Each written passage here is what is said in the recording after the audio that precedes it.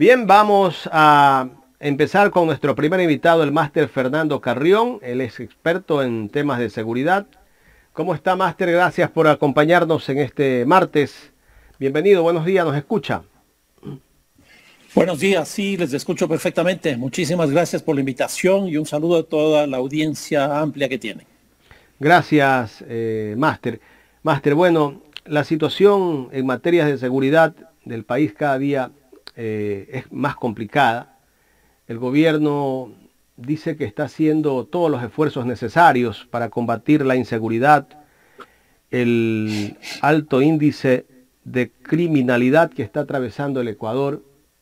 Y bueno, el gobierno siempre nos dice que están haciendo todos los esfuerzos, pero los resultados no son lo que el gobierno dice, porque si está haciendo todos los esfuerzos y que está invirtiendo en temas de seguridad, hace poco el presidente de la República nos decía que iba a entregarle a la policía 1.200 millones de dólares para el tema de seguridad, para que se equipe a la Policía Nacional. Pero cada día vemos que la situación es distinta a todo. El fin de semana, yo le decía a los oyentes hace un momento, conversaba yo con un miembro de un patrullero de acá del norte de Guayaquil, y él me decía que a ellos ni siquiera les dan para la gasolina, no les dan para cambiar las llantas. Y ellos tienen que hacer la vaca para cambiar la llanta o para comprar una llanta usada.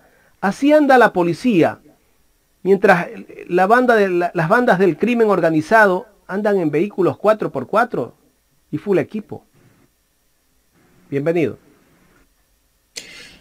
Sí, la situación es muy compleja. Cuando uno ve los datos, pues uno se queda francamente alarmado. ¿Por qué? Quizás dos informaciones. La una es que si la tendencia de este año sigue exactamente igual como está hasta ahora, lo más probable es que dupliquemos la tasa de homicidios del año pasado. Es decir, en un año duplicar la tasa de homicidios es una locura. Eso significa que vamos a llegar a tener una tasa de homicidios superior al promedio de América Latina, lo cual estaremos ubicados entre los países más peligrosos de la región. Es una cosa muy complicada.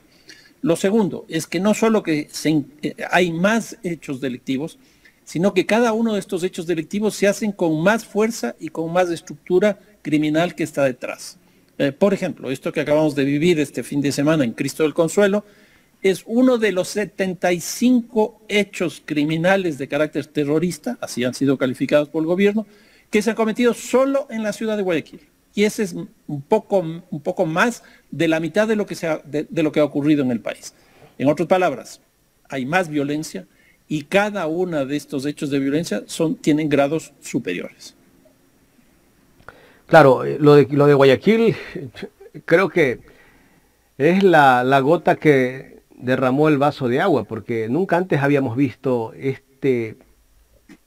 esta cantidad de explosivos que habían dejado en un sector popular de acá de la ciudad de Guayaquil, en Cristo del Consuelo.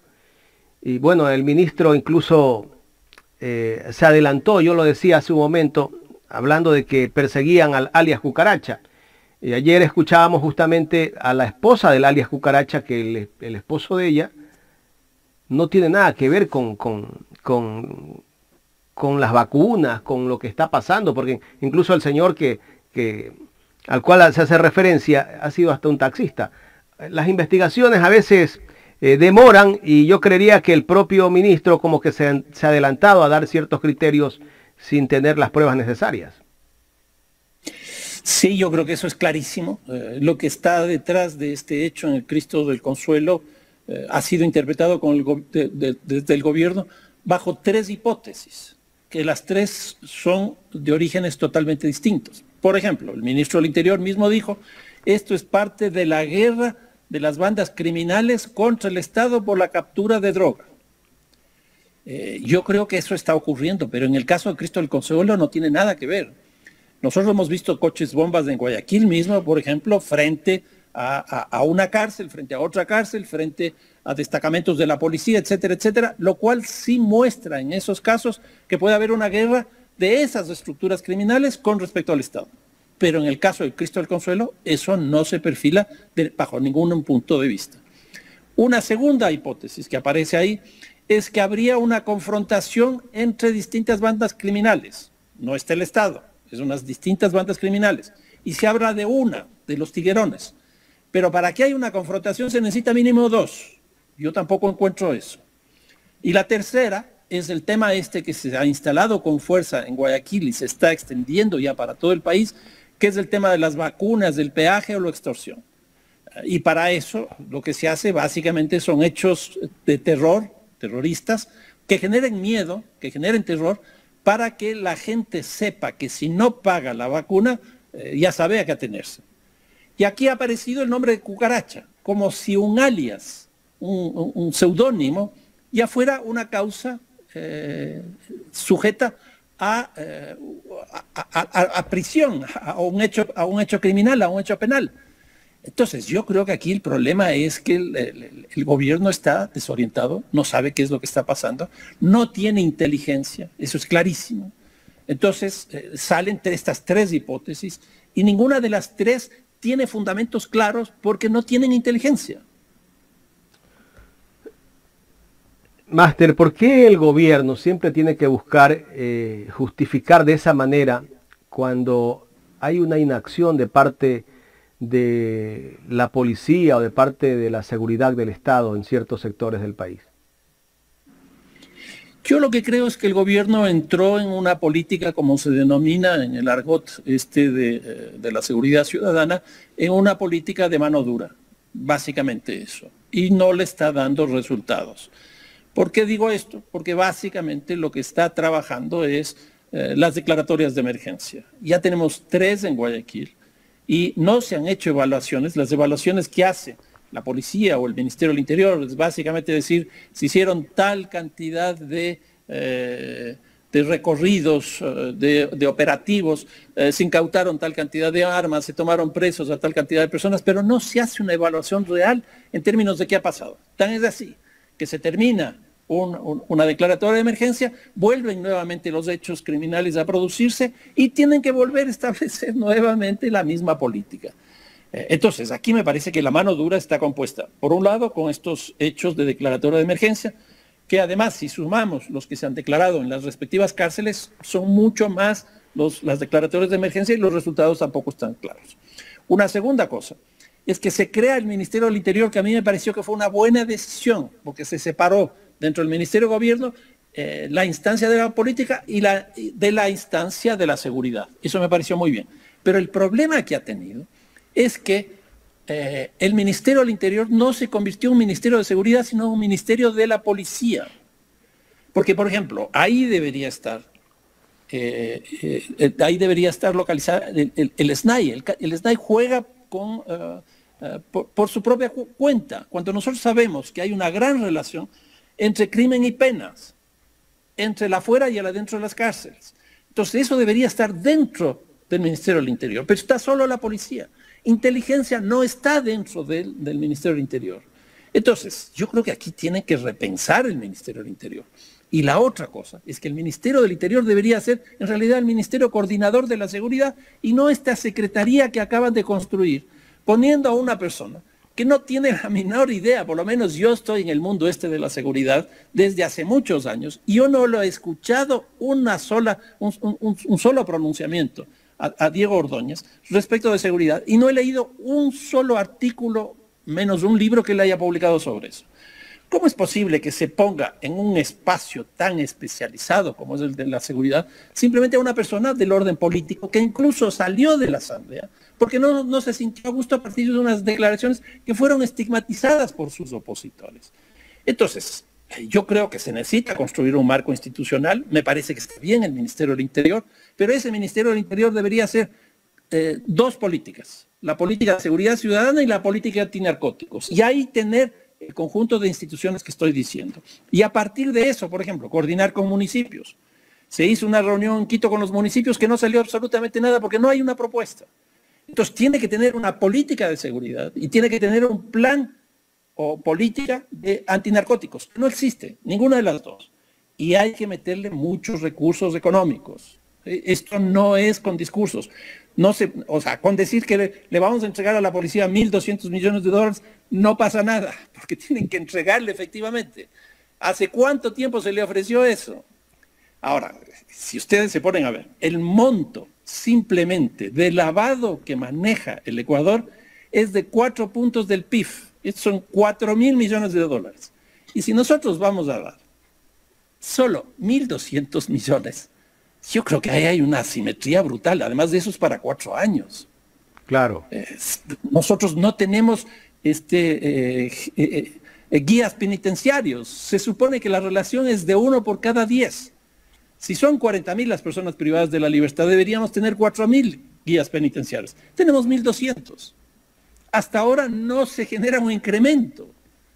Entonces, a mí sí me preocupa realmente porque lo que veo es que estamos en una política de mano dura muy clara, que no está dando los resultados y se está buscando, por ejemplo, apoyo internacional. Nos vamos a Israel.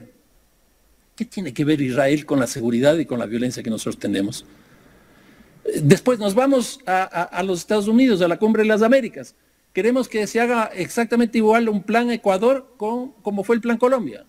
Pero el Plan Colombia, los resultados no fueron buenos. El Plan Colombia lo que hizo fue que por el efecto globo, buena parte del mismo se vayan a los países vecinos, entre los cuales está el Ecuador. Este rato, gracias al Plan Colombia, el Ecuador no solo que transita droga, sino que nosotros producimos cocaína. ¿Cuántos laboratorios de cocaína hemos encontrado en Esmeralda, Sucumbíos, Santo Domingo, Manabí, Guayas, provincia de Bolívar, etcétera, etcétera? Eso es el resultado del Plan Colombia. Entonces, a mí me parece que hay un nivel de desorientación total. Como reitero, crear este Ministerio de Coordinación, cuando eso debió ser el Ministerio del Interior, y poner ahí una persona que no tiene la menor idea, por lo menos que yo no lo he escuchado ni le he leído, respecto del tema de seguridad, pues es claro, y lo que acaba de pasar en Cristo del Consuelo, 3 hipótesis dichas por el mismo ministro. Y yo tengo muy buen concepto del ministro, pero veo que está con problemas en este momento. Estamos dialogando con el máster Fernando Carrión, experto en temas de seguridad. El gobierno dice que ha capturado 300 toneladas de droga este año. La pregunta es, si ha capturado 300 toneladas de droga el gobierno en este año, ¿qué está haciendo para evitar que esa droga entre al país? O sea, esa es una pregunta clave, porque lo que no entra no sale. Eso es clarísimo. Y aquí pongo un ejemplo. Por ejemplo, toda la discusión que nosotros hemos tenido sobre este radar en Montecristi. Ese radar estaba en Sucumbíos. ¿Y por qué en Sucumbíos? Para que no ingrese la droga. Se les llevó a Montecristi. ¿Para qué? Para que no salga la droga.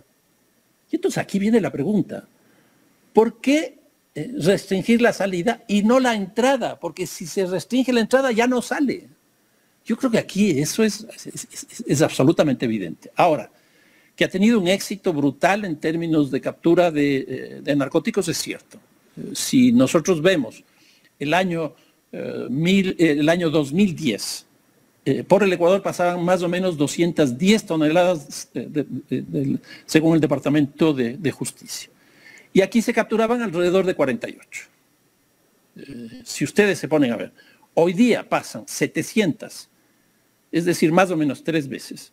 Pero se capturan, bueno, todavía no son 300, pero pongamos 300 para que sea el cálculo más claro. Eso quiere decir que por aquí pasan el triple, pero nosotros estamos capturando casi 7 veces más.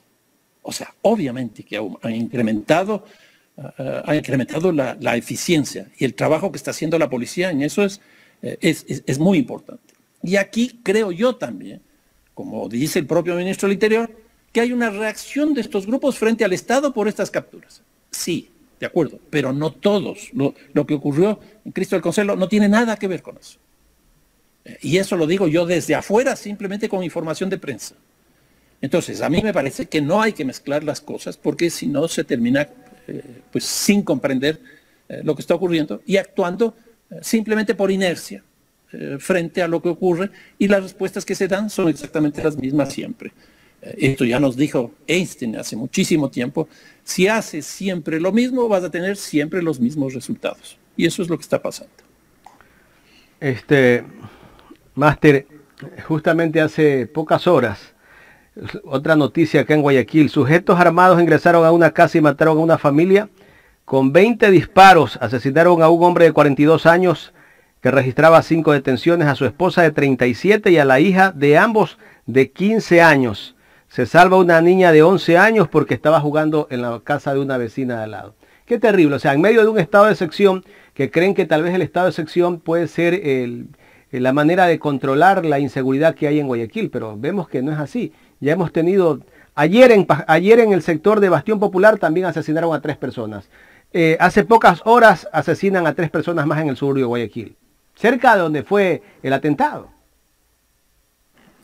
Sí, no, Guayaquil está viviendo un drama. Guayaquil está viviendo un drama. Y aquí hay otra cosa que me preocupa. ¿Cómo es posible que se establezca una confrontación entre gobierno nacional y gobierno local?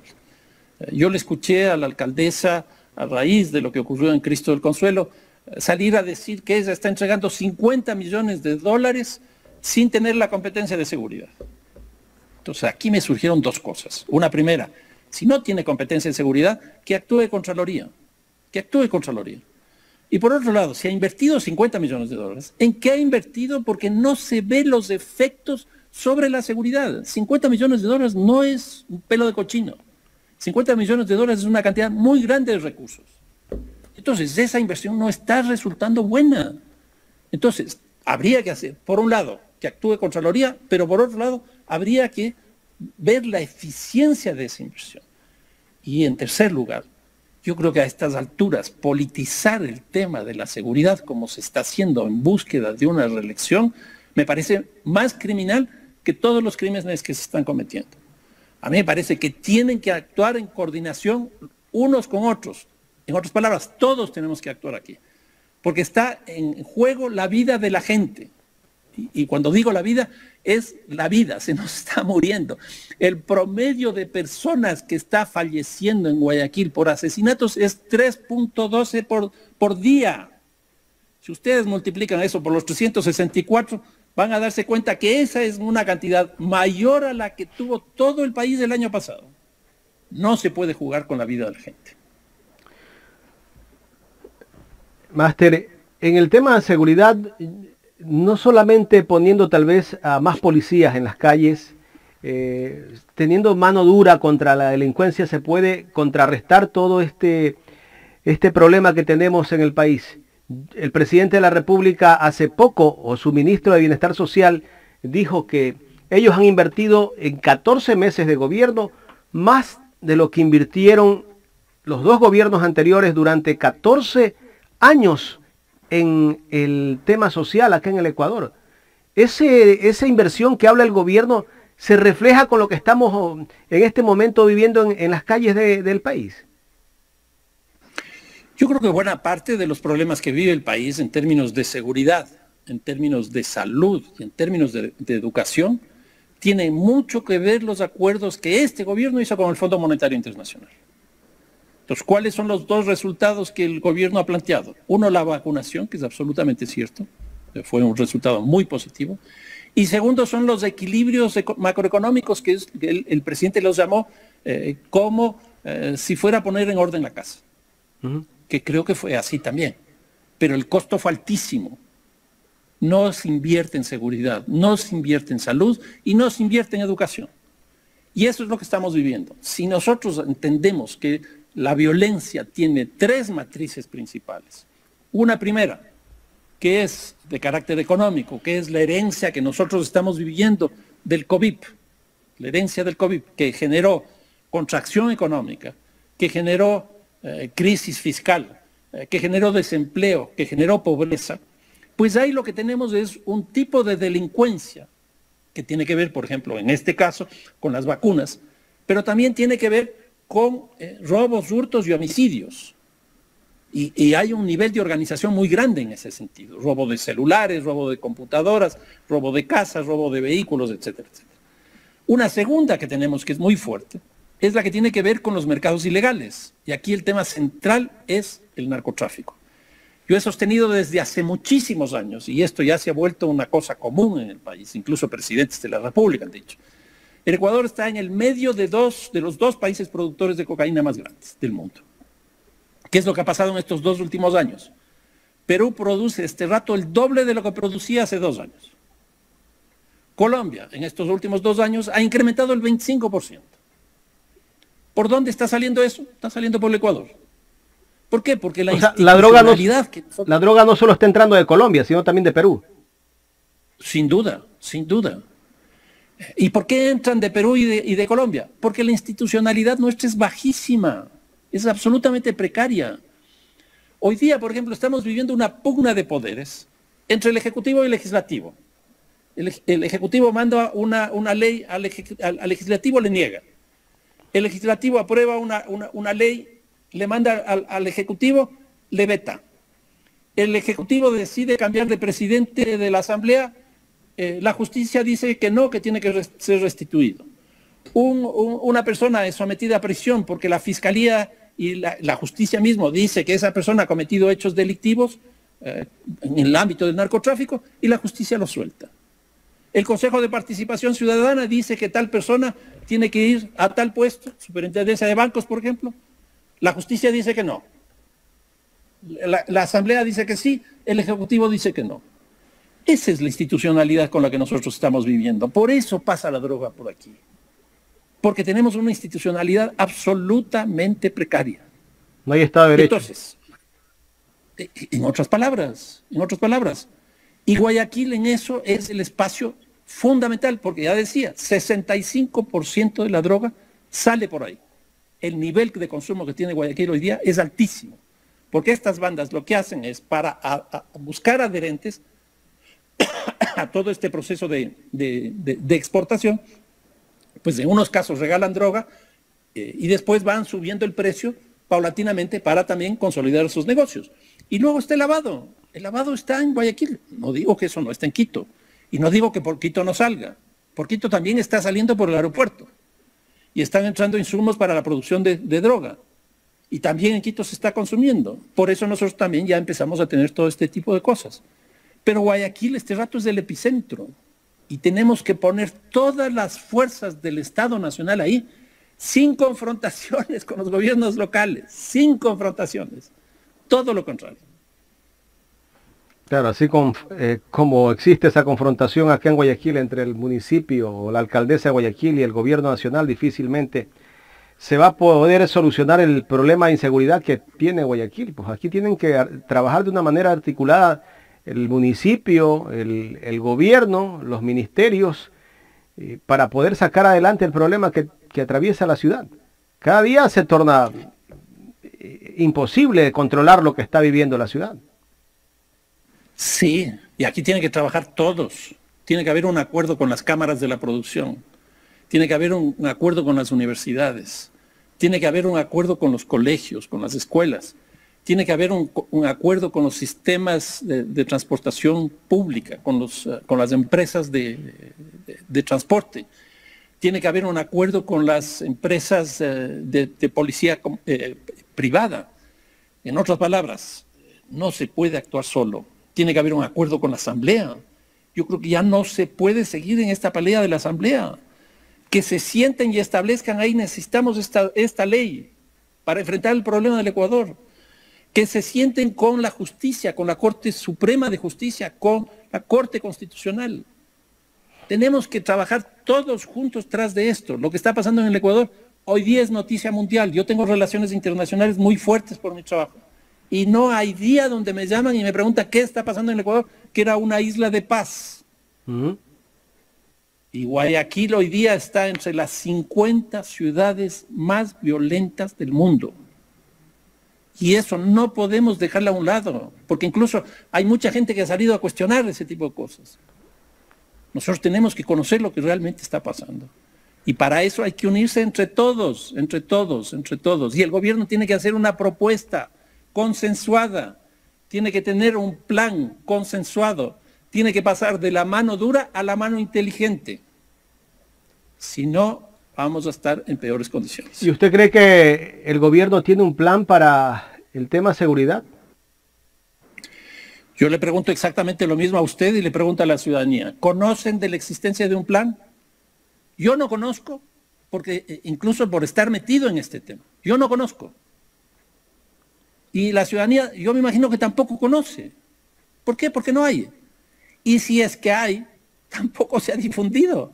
No, pues, y si hubiera Entonces, un plan, hubiese nombrado a un secretario en tema de seguridad experto, pues. Exactamente, exactamente. Pero no logran hacer eso. Hace poco tuvimos una crisis de gabinete, salieron 4 o 5 ministros. Pusieron exactamente a la misma gente, cuando aquí lo que tenían que haber hecho es la propuesta que hicieron en la campaña electoral, la política del encuentro. Entonces tenían que haberse encontrado con otros sectores para generar cierta simpatía, cierta sintonía, ciertos acuerdos, ampliar la base de apoyo. Entonces, si no se actúa en búsqueda de consensos, de acuerdos, y se vive en una caja de cristal, pasa lo que está pasando. Claro, el gobierno no siente la inseguridad que sentimos los ciudadanos de a pie, pues, porque él tiene una caravana de 40 vehículos que lo custodian donde va, pues. Entonces él cree que vive en Alicia, el país de las maravillas. Sí, sí, no, eso es evidente, eso es evidente, eso es evidente. Y por ejemplo, la Cancillería mismo, o sea, hace todas las posibilidades para esto del Plan Ecuador, hace todas las posibilidades para esto de Israel. Pero si no hay un plan adentro, o sea, ¿cómo se puede tener política exterior si no se tiene política interior? La política exterior es la expresión de lo que se piensa que necesita el país y de lo que es el país. Y en ese sentido son intereses. Máster, a usted como experto y como académico, ¿en algún momento alguien del gobierno lo ha llamado para reunirse y de pronto que sea parte de una comisión o que aporte en el tema de seguridad para el país? No, en absoluto, pero tampoco estoy buscando trabajo. Yo tengo el mío que es más que suficiente, pero no. Yo estaría absolutamente dispuesto, si me llaman a hacer una consulta sobre esto, yo no tengo ningún problema. Incluso yo le digo así francamente, la anterior ministra, Alexandra Vela, me llamó un par de veces, conversamos, yo le dije, y ahí yo le planteé a ella que lo que deberían hacer, lo primerito era separar el ministerio, dentro del Ministerio de Gobierno, en 2 ministerios, uno que se dedique a la política y otro a la seguridad, porque a ella es lo que le pasó, ustedes recordarán, el día que el presidente de la República manda su proyecto fundamental, ese gran proyecto, ese megaproyecto, ese mismo día estaba la ministra en la asamblea presentando eso, y en horas después estallaba todo el conflicto en la cárcel, en la penitenciaría del Litoral. Y entonces, ¿a cuál de los 2 se dedica? Era imposible. Entonces, ahí yo planteé que se separen los 2 ministerios. Uno que se dedique a la política y otro que se dedique a la seguridad. ¿Y por qué esto? Porque incluso ustedes, si se ponen a ver, en el gobierno pasado, lo que teníamos es una ministra de la política que no entendía el tema de la seguridad y por lo tanto cojeaba eso. Pero salió la ministra, que era María Paula Romo, que manejaba la política, pusieron un policía que sabía seguridad y el gobierno se quedó sin política. El gobierno de Lenín Moreno terminó sin política. ¿Por qué? Porque tenían un ministerio que tenía esas 2 funciones. Entonces a mí me parece que lo que hizo el presidente Lasso de generar 2 ministerios es absolutamente correcto. Pero ahí dio un plazo prudencial de 100 días, que ya pasaron, para que ahí se estructure este ministerio. Pero ¿qué es lo que ha ocurrido? Yo no conozco por lo menos el decreto que ya haya transcurrido estos 100 días para que esclarezca esto. ¿Y qué es lo que estamos viendo? Ese ministerio se ha convertido exclusivamente en un ministerio de la policía. Es algo así como las fuerzas, el Ministerio de Defensa, que es el Ministerio de las Fuerzas Armadas. Y eso no puede ser así. Eso no puede ser así. Máster, quiero agradecerle por haber aceptado dialogar con nosotros aquí en Ecuador en Directo. No, a ustedes. Y espero que Guayaquil y el país ya salgamos de este gran problema que tenemos. Gracias al máster Fernando Carrión, experto en temas de seguridad, aquí en el programa Los Especialistas de Ecuador en Directo.